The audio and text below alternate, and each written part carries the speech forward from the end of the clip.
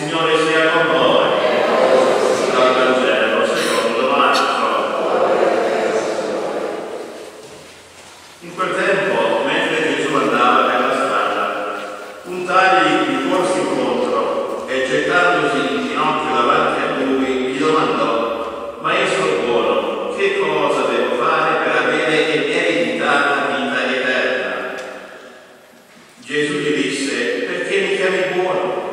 Nessuno è buono se non Dio solo. Tu conosci i comandamenti: non uccidere, non commettere adulterio, non rubare, non testimoniare falso, non frodare, onora tuo padre e tua madre.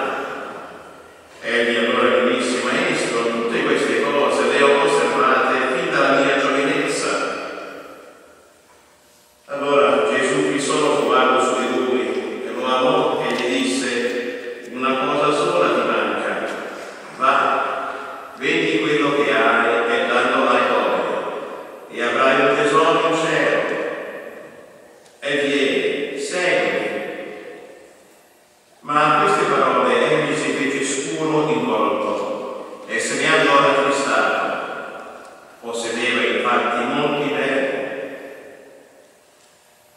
Gesù, volgendo lo sguardo attorno, disse ai suoi discepoli: quanto è difficile per quelli che possiedono ricchezze entrare nel regno di Dio.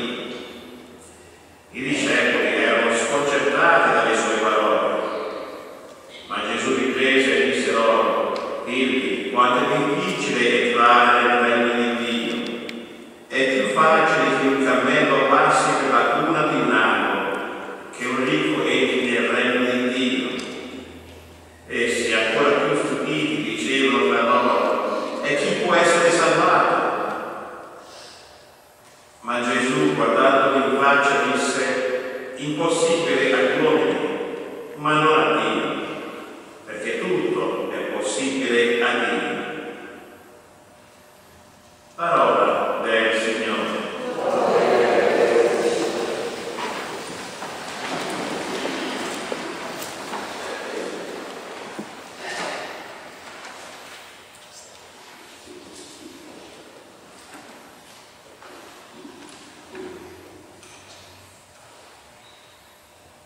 Il Vangelo non parla soltanto delle ricchezze, ma sta domandando a tutti noi che cosa ci manca ancora per possedere il regno dei cieli.